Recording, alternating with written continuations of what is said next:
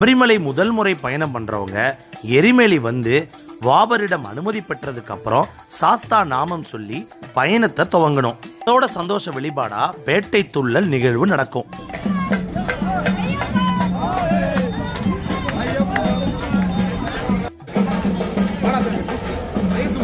சாமி கன்னிசாமி பூசி விடுங்க. பாலா தட்டி கழிக்காத.